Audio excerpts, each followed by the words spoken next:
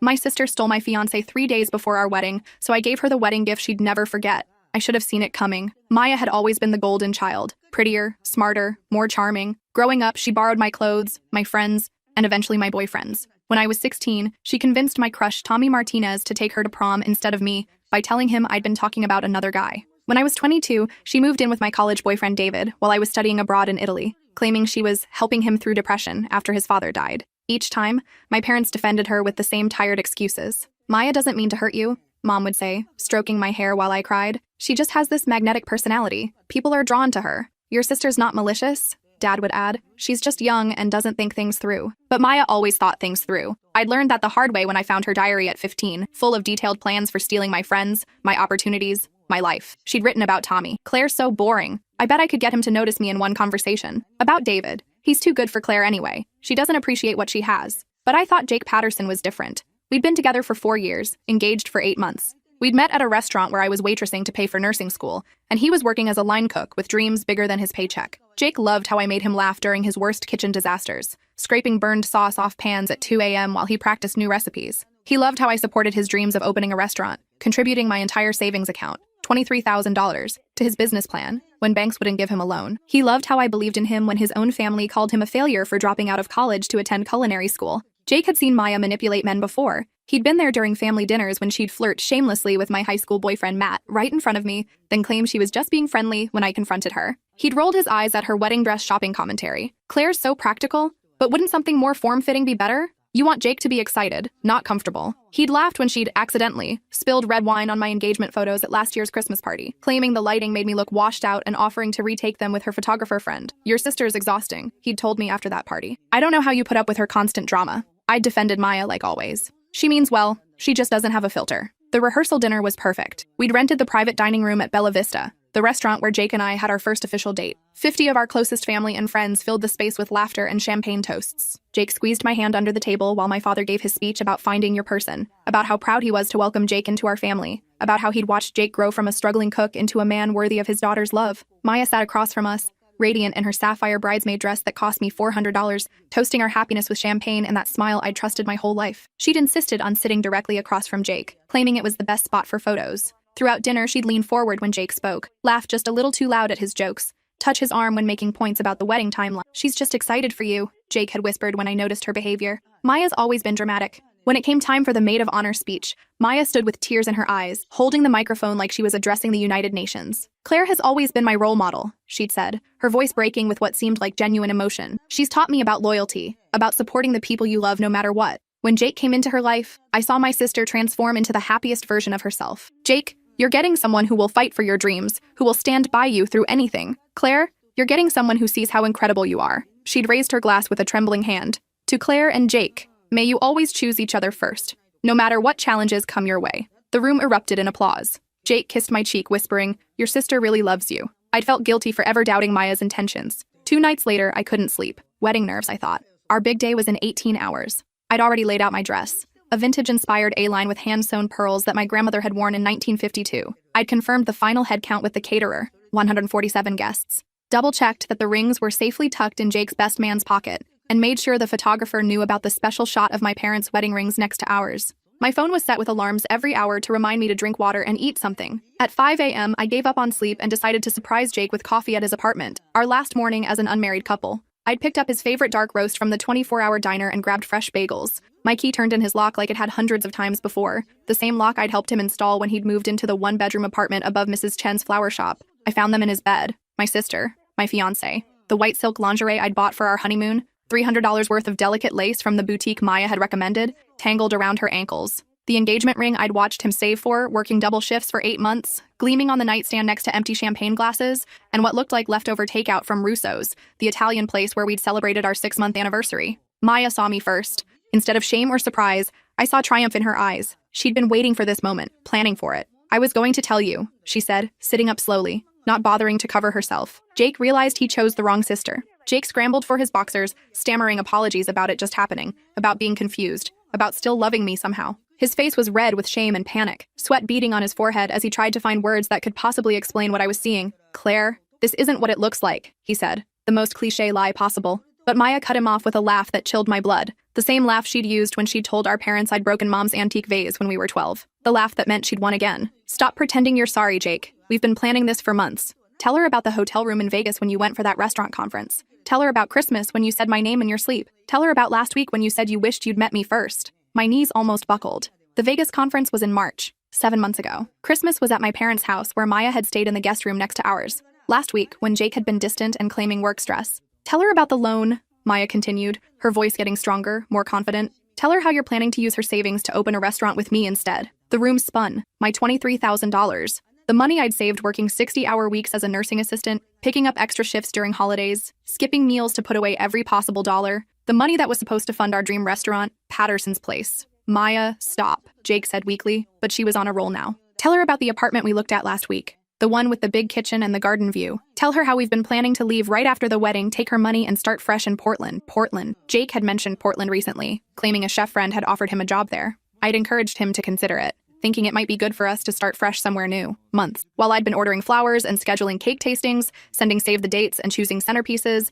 confirming RSVPs and finalizing seating charts, they'd been planning my humiliation. The late nights Jake claimed he was working at the restaurant, coming home smelling like perfume he said was from the female servers. The times Maya canceled our sisterly shopping trips because she had a date with someone she couldn't tell me about yet. The way they'd both been so helpful with wedding planning, insisting on handling the photographer and videographer themselves because they had connections who could save us money. We picked Chelsea Morrison, Maya had said about the photographer. She's incredible with candid shots. She'll capture every moment. Now I understood why. I walked out without a word. They were still calling my name as I descended the narrow stairs, Jake's voice breaking as he begged me to listen, Maya's sharp and demanding as she told him to let me go. Claire, please, Jake shouted from his window as I got in my car. Let me explain. I drove away slowly, watching him in my rearview mirror as he stood half naked in his window, probably realizing his life was about to implode. For the next 6 hours, I sat in my car at Sunset Beach, the place where Jake had proposed 13 months earlier. He'd planned an elaborate sunset picnic, complete with my favorite Thai food and a playlist of songs that meant something to our relationship. When he'd gotten down on one knee, he'd talked about building a life together,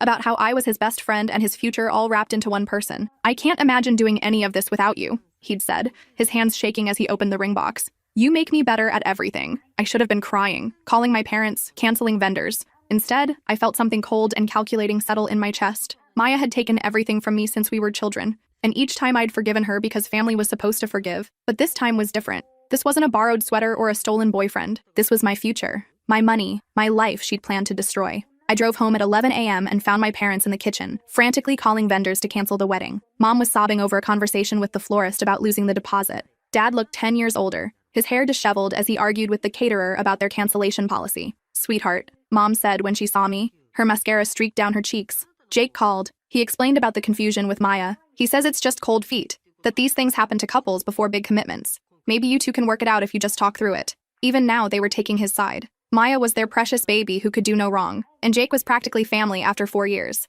I was just the wounded party who needed to be more understanding. There's no confusion, I said calmly, setting my purse on the counter. The wedding is still happening tomorrow, just not the way anyone expects. My parents exchanged worried glances. Dad cleared his throat. Honey, maybe you're in shock. This is a lot to process. Why don't you sit down and we can figure out how to move forward? I'm not in shock, I said, pouring myself a glass of water with steady hands. I'm thinking clearly for the first time in months, and I said the wedding is still happening. I locked myself in my childhood bedroom and got to work. First, I called my cousin Derek, who worked in tech security for a company that protected celebrities from stalkers and corporate espionage. Derek had always been my favorite relative, 3 years older, wickedly smart, and someone who'd never fallen for Maya's manipulation. When we were kids, he'd been the only one to call her out when she'd lie about breaking things or stealing money from our grandmother's purse. I need a favor, I said when he answered. Remember when you said I could ask for anything after I helped you through your divorce? Derek's ex-wife had tried to take him for everything, including his dog and his grandmother's wedding ring. I'd spent 3 months helping him document her affair and her attempts to hide assets. When the divorce was final, he'd gotten full custody of his dog and kept everything she'd tried to steal. Name it, he said immediately. I explained the situation, the affair, the money, the planned betrayal. Derek listened without interrupting, occasionally making disgusted sounds. Those pieces of shit, he said when I finished. What do you need? Derek had designed security systems for celebrity weddings, installed hidden cameras in offices for corporate investigations, and helped several friends gather evidence of cheating spouses. He understood discretion. More importantly, he understood revenge. I need to know everything, I said. How long this has been going on, what they've been planning, whether there are others involved. And I need it documented in a way that can't be questioned or denied. Give me Jake's address and phone number, Derek said. I can have micro cameras installed in his apartment within 2 hours. His phone can be cloned if I can get physical access for 30 seconds. How technical do you want to get? As technical as necessary. And Derek, I need this done legally. Everything has to be admissible if it comes to that. Leave that to me. Jake's apartment building doesn't have security cameras, right? And his lease probably includes standard language about management access for maintenance. I'll pose as a cable repair guy. Half the buildings in that neighborhood have been having internet issues this week. Next, I called Chelsea Morrison, the wedding photographer Maya had personally recommended. Chelsea specialized in candid moments and had an impressive portfolio of capturing authentic emotions at weddings. Her website featured testimonials from brides praising her ability to document the real story of their special day. Chelsea, this is Claire Richardson. You're photographing my wedding tomorrow. Oh my God, Claire, I'm so excited. Maya's told me so much about you. Are you having pre-wedding jitters? You sound a little stressed. Interesting. Maya had told her about me. Actually, I'm calling because there's been a change in plans. I have a very specific shot list for tomorrow, and I need to know you're willing to capture some unconventional moments. Of course, I pride myself on getting the shots other photographers miss. What did you have in mind? I need you to document everything that happens tomorrow. Everything. Even if it seems inappropriate or uncomfortable. Especially if it seems inappropriate or uncomfortable. Can you do that? There was a pause. Maya mentioned you might want some dramatic shots. She said you're really into authentic storytelling. I'm totally on board. Should I bring extra memory cards? So Maya had been planning this for a while, setting up her friend to document my humiliation. Perfect. Bring everything you have. And Chelsea, there might be some video components to tomorrow's event. Are you comfortable with live streaming? Absolutely. I do a lot of social media integration. Will this be going on Instagram stories or Facebook Live? Something like that. One more thing. I need you to keep this conversation between us. The surprise elements won't work if word gets out. Your secret's safe with me.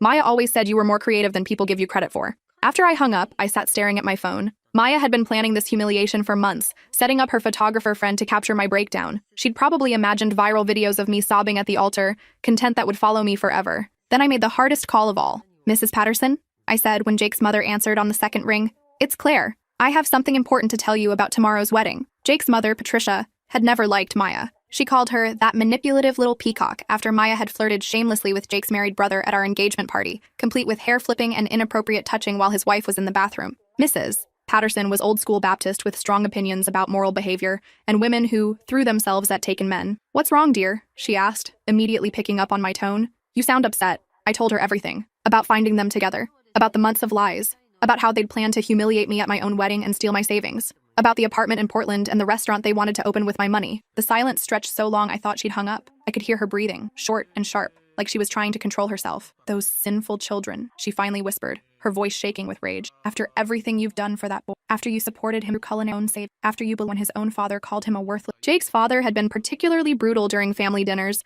constantly comparing Jake to his successful older brother who worked in finance. I'd spent countless evenings building Jake back up after his father tore him down. Mrs. Patterson, I have a plan, I said, but I need your help. Tell me what you need, sweetheart. That boy has been heading for a fall his whole life, and Maya's exactly the kind of woman who'll drag him straight to hell. Mrs. Patterson had been waiting 30 years to put someone like Maya in her place. She'd grown up in a small southern town, where women who stole other women's men were dealt with swiftly and publicly. She understood the value of a good, old-fashioned reckoning. I explained my plan. Mrs. Patterson listened, occasionally making approving sounds. You're sure this is legal? She asked when I finished. Derek's handling the technical aspects. Everything will be documented properly. And technically, I'm not doing anything except allowing the truth to come out at my own wedding. Good. Jake needs to learn that actions have consequences, and Maya needs to understand that not everyone will just roll over and let her take what she wants. There's one more thing, I said. I need you to make sure Jake shows up tomorrow. If he tries to run or cancel, this won't work. Oh, he'll be there, Mrs. Patterson said grimly. I'll make sure of it. That boy owes you an explanation in front of everyone who came to support your relationship. The least he can do is face the music. The morning of my wedding, I woke up at 6 a.m. feeling calmer than I had in months. My phone was already buzzing with messages. Bridesmaids asking about timing, vendors confirming details, relatives asking for directions to the church. Maya texted me at 6:15. Jake told me everything. I'm so sorry, sis. I never meant for this to happen. Can we talk before the ceremony? I need to explain. I stared at the message for a full minute. Even now, she was lying, planning to manipulate me one last time, probably hoping to convince me to quietly cancel everything and slink away while she and Jake rode off into the sunset with my money. I texted back, of course. See you at the church. We'll have plenty of time to talk. She had no idea I'd spent the night making sure every detail was perfect for her special day. Derek had sent me a text at 3 a.m. Package delivered. Everything's in place. You're going to love the bonus footage. Bonus footage meant he'd found more than I'd expected. Maya and Jake had probably been sloppy, thinking they were in the clear once the wedding was over. At 8 a.m., my hair and makeup team arrived. I'd kept the original appointments, telling them there had been some changes. but that we were proceeding as planned. Sarah, my makeup artist, noticed my calm demeanor. "You seem really zen for a bride," she said while applying my foundation. "Usually by now, brides are crying or yelling or both." "I'm exactly where I need to be," I said, which was the truth. At 10 a.m., I arrived at St. Mary's Catholic Church in my wedding dress. The guests were already arriving. 200 people who'd taken time off work, bought gifts, booked hotel rooms, and traveled from as far as California to celebrate what they thought was my happily ever after. I could see Jake's college roommates in the parking lot, laughing and adjusting their ties. My nursing school friends were clustered near the entrance, admiring the flower arrangements I'd spent months selecting. Maya waited in the bridal suite, wearing the sapphire bridesmaid dress that cost me $400. She looked nervous for the first time in her life, fidgeting with her hair and checking her reflection obsessively. When I walked in, she jumped up like she'd been caught doing something wrong. "Claire, I need to explain." "No explanation needed," I said, adjusting her hair with gentle hands. "You want Jake? You can have him." Her face lit up with relief and victory, the same expression she'd worn when she'd convinced our parents to let her have my bedroom when I left for college. "Really? You're not mad? How could I be mad?" I smiled serenely. "You're my sister. If you think Jake is your soulmate, who am I to stand in the way of true love?" Maya practically glowed. She'd gotten everything she wanted without consequences. Again, in her mind, I was the same pushover sister who'd always rolled over whenever she wanted something. "You're being so mature about this," she said, hugging me carefully to avoid messing up our makeup. "I was worried you'd make a scene." "Me? Make a scene?" I laughed. "When have I ever made a scene?" "Never," she said quickly. "You've always been so reasonable. That's why Jake and I knew you'd understand eventually. There's just one tiny change to the ceremony," I said casually, helping her touch up her lipstick. "Since you two are so in love, I thought you should be the one to walk down the aisle today." Maya's eyes widened. "What do you mean?" "I've arranged for you to marry Jake instead. Right now. In front of everyone." The color drained from her face. "Claire, we can't just—" "Why not? You love him. He loves you. Everyone's already here. The flowers are paid for, the cake is ready, the photographer is set up, and I've arranged for a very special documentation of your big moment." I could see her mind racing. This wasn't how she'd planned to steal my fiancé. She wanted to do it slowly, carefully, making herself look like the innocent victim who'd been swept away by unexpected love. She wanted to be the tragic heroine of a romance novel, not the homewrecker who stole her sister's wedding. "But what will you tell everyone?" she asked weakly. "The truth," I said simply. "That my sister and my fiancé found their soulmate in each other. That I'm stepping aside for true love. That everyone should witness the beginning of your beautiful life together." Maya knew she was trapped. If she refused, she'd look like the manipulative homewrecker she was. If she accepted, she'd be married to Jake before she could think through the consequences. And backing out now would require explaining to 200 guests why she couldn't marry the man she'd been having an affair with for months. "Where is Jake?" she asked, her voice barely above a whisper. "Getting ready in the men's suite. He's so excited to marry you, Maya. He kept talking about how you're everything he ever wanted in a woman." That was a lie. Jake had spent the morning texting me frantically, begging to talk, promising it was all a mistake. He'd called 17 times between 6 and 8 a.m. before I'd blocked his number. I'd forwarded all his messages to Maya instead, along with a note. "Your groom seems nervous. Maybe you should comfort him." 20 minutes later, Maya stood at the back of St. Mary's in a hastily altered wedding dress borrowed from our cousin Jennifer, who was conveniently the same size and had brought her dress for photos. The congregation murmured in confusion as Pastor Williams stepped to the microphone. "Due to unexpected circumstances," Pastor Williams said carefully, reading from the script I'd given him, "we're celebrating the union of Jake Patterson and Maya Richardson today, instead of Claire Richardson and Jake Patterson." The murmurs grew louder.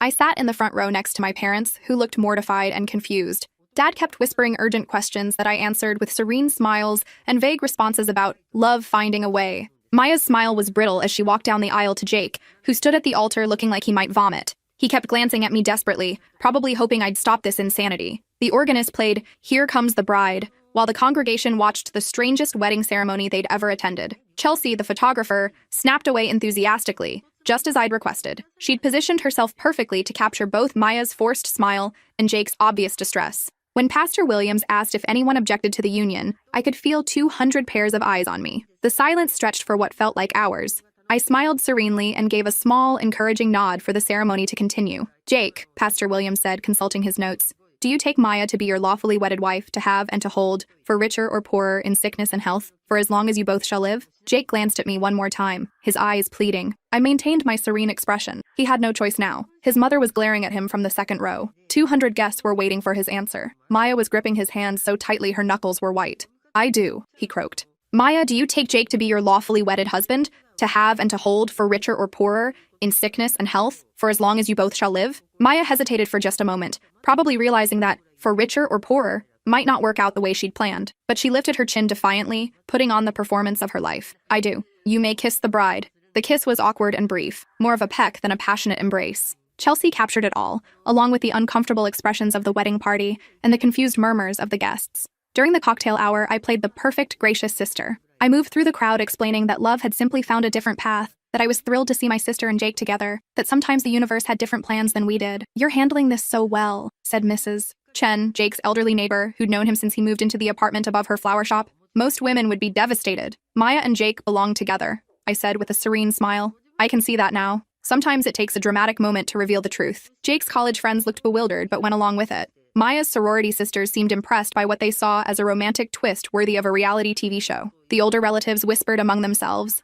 clearly shocked but not wanting to cause a scene. Maya and Jake sat at the head table during dinner, looking increasingly uncomfortable as reality set in. They were married, to each other, with no prenup, in front of everyone they knew. Jake kept checking his phone, probably looking for an escape route that didn't exist. Maya maintained her brilliant smile, but I could see the panic growing in her eyes. The dinner was exactly what I'd planned for my wedding with Jake. Salmon with lemon caper sauce, roasted vegetables, wild rice pilaf. The cake was still the 3-tier vanilla and raspberry creation I'd spent hours designing with the baker. Even the flowers were the same, white roses and baby's breath that I'd chosen because they reminded me of my grandmother's garden. Everything was perfect for Maya's special day. That's when I stood up to reveal my wedding gift. "Before we cut the cake," I announced, tapping my champagne glass with a silver knife, "I have a special surprise for the happy couple." The room quieted as the guests turned their attention to me. Maya and Jake looked confused but expectant, probably thinking I was about to give some tearful speech about stepping aside for true love. "As most of you know," I continued, "Maya and Jake's love story has been developing for quite some time. I thought it would be wonderful to share that journey with all of you." The lights dimmed and a large screen descended from the ceiling, the same screen we'd rented for a slideshow of childhood photos and romantic moments.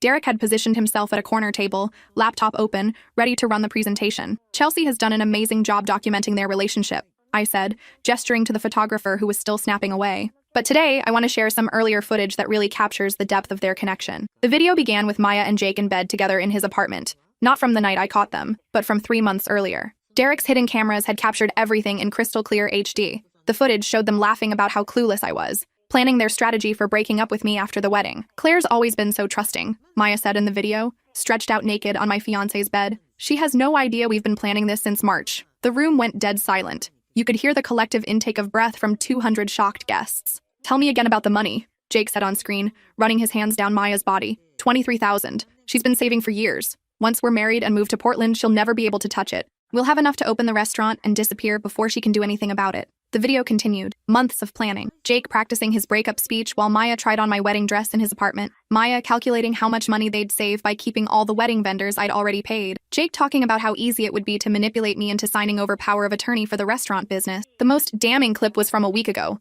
Maya on the phone with someone saying, "Claire's always been pathetic. She'll probably beg Jake to take her back after the wedding, but we'll be long gone by then. She's too spineless to fight for anything." 200 guests watched in stunned silence as the truth played out on the screen in excruciating detail. Jake's mother stood up and walked out halfway through, her face twisted with disgust. My parents sat frozen in horror. Maya's sorority sisters were filming everything with their phones, probably already posting to social media. When the video ended, I stood up with the microphone, my expression calm and pleasant. "Surprise," I said brightly. I thought everyone should know what kind of love story they were celebrating today. The room erupted. Guests began standing and leaving, some throwing their napkins on their tables in disgust. Jake's groomsmen looked ready to fight him. Maya's face was buried in her hands as her new mother-in-law's friends filed past, muttering about moral decay and the downfall of family values. But I wasn't finished. "One more gift," I announced as the chaos swirled around us. Derek stood up from his corner table and nodded. Every phone in the room received the same text message simultaneously, a link to a private website where the full video was posted, along with screenshots of Jake and Maya's text messages planning my humiliation and their financial betrayal. "Just so everyone can remember this special day," I said sweetly. The website includes all the footage Derek collected over the past week, including some lovely conversations about how they plan to disappear to Portland with my life savings. "And Maya, sweetheart, you might want to check your social media. I've already tagged everyone we know." Maya looked at her phone and screamed. The video was spreading across Facebook, Instagram, and TikTok faster than she could delete notifications. Derek had made sure it would be impossible to remove. He'd uploaded it to multiple platforms simultaneously and sent it to every gossip blog and local news station in the city. "The hashtag is our sisterly love," I added helpfully. "Feel free to share your thoughts." Jake finally found his voice, his face red with humiliation and rage. "Claire, you're insane. We can get this marriage annulled." "Actually," I said, pulling out a folder thick with legal documents, "you can't. You're both over 18, mentally competent, and said 'I do' in front of 200 witnesses. In this state, consummation isn't required for a legal marriage, and there's no evidence of coercion." Derek helped me research the laws thoroughly. "Congratulations, you're stuck with each other. This is revenge porn," Maya shrieked, pointing at the screen where her naked image was still displayed. "I'll sue you." "Actually," Derek called out, standing up and addressing the room like he was giving a legal presentation. Everything was filmed in spaces where you had no expectation of privacy. Jake's apartment building lease specifically mentions security cameras in common areas due to recent break-ins. The building management company installed them legally after getting tenant consent. Jake signed the paperwork 3 months ago. Plus, the church ceremony was a public event that you both consented to have filmed. He held up official-looking documents. Everything is perfectly legal. I have the permits, the consent forms, and the legal opinions to prove it. Jake grabbed Maya's arm, his knuckles white with fury. We're leaving. Good idea, I said cheerfully. Your honeymoon suite at the Hilton is already paid for. Non-refundable, unfortunately. The penthouse package with champagne and rose petals. I thought you'd appreciate the irony. As they fled through the kitchen to avoid the angry guests and the photographers who'd started arriving after Derek's social media post went viral, I heard Maya screaming at Jake about ruining her life. This is all your fault, she shrieked. You said she was stupid. You said she'd never fight back. You're the one who wanted to steal her money, Jake yelled back. You said it would be easy.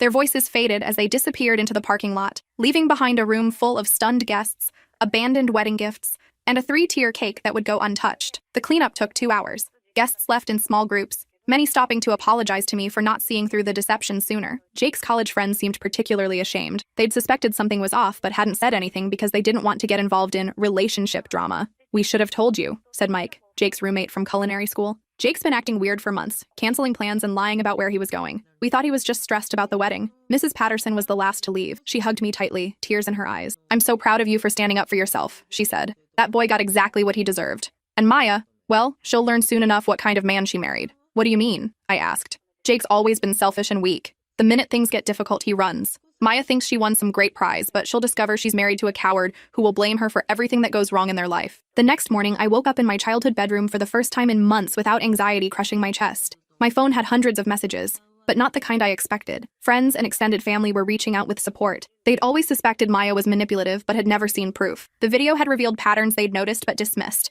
The way she'd undermine other women, the way she'd flirt with taken men, the way she'd always positioned herself as the victim while creating drama. I always knew something was off about Maya, texted my college roommate Jessica. Remember when she tried to convince me you were talking bad about me behind my back? Now I know she was just trying to isolate you from your friends. Jake's restaurant investors were pulling out after seeing the video. $150,000 in promised funding gone overnight. Maya's employer, a conservative law firm that specialized in family values, had fired her for moral turpitude and behavior inconsistent with the firm's Christian principles. The best message came from Jake's brother David. Thank God you dodged that bullet. Jake's been a selfish jerk since we were kids, and Maya's perfect for him. 2 narcissists deserve each other. Mom's never been happier to be wrong about someone. 3 months later, I got a text from Maya. I want a divorce. Jake's a nightmare and everyone treats us like pariahs. Please help me. I'll pay back the money. I screenshotted it and posted it on social media with the caption, "Some people never learn. P.S. What money? I never gave you any money." The comments were brutal. People who'd watched the wedding video had shared it with their friends, and it had gone viral beyond our local community. Maya and Jake had become internet famous as the worst people ever and proof that karma is real. A year later, Maya and Jake were still married, not because they wanted to be, but because neither could afford a divorce lawyer. Their reputations were ruined, their careers destroyed. They'd moved to 3 different states, but Derek's video followed them wherever they went. Social media algorithms made sure that anyone who searched their names found the wedding footage. Maya had to change her name legally and was working as a cashier at a gas station in Wyoming. Jake was washing dishes at a truck stop diner, his dreams of owning a restaurant permanently destroyed. Every time they tried to start over, someone would recognize them from the video. I, meanwhile, had used the year to travel, start my own nursing consulting business, and rediscover who I was without Jake's dead weight holding me back. The money I'd saved for his restaurant became the seed funding for my own company, helping hospitals improve their patient care protocols. Last month, I got engaged to Derek, the cousin who'd helped orchestrate the perfect revenge. He understood loyalty, creativity, and the importance of standing up for yourself. Our relationship had grown naturally from friendship to something deeper as we worked together to rebuild my life. "You know I fell in love with you during the planning phase," he told me when he proposed. "Watching you take control of your life like that, it was the sexiest thing I'd ever seen." Maya sent a bitter congratulations card to my parents' house. "Hope your marriage lasts longer than your capacity for forgiveness." I sent back a simple reply. "It will. I finally learned to choose people who choose me first." The wedding is next spring. Maya and Jake aren't invited, but I'm sure they'll find a way to watch the video online. After all, Derek's already promised to livestream the whole thing with the hashtag #RealLove. The guest list includes everyone who was at the first wedding. They're all eager to celebrate an actual love story this time. Mrs. Patterson will be walking me down the aisle since my father passed away last fall. Even Jake's college friends are coming, bringing their wives who want to meet the woman who exposed those cheaters. The best part? Every vendor from the original wedding has offered their services for free. The photographer, the florist, the caterer. They all want to be part of a real celebration after being unwitting participants in Maya and Jake's deception. This time, the cake designer told me. We're making something sweet enough to wash away the bitter taste of last year's disaster. I couldn't agree more.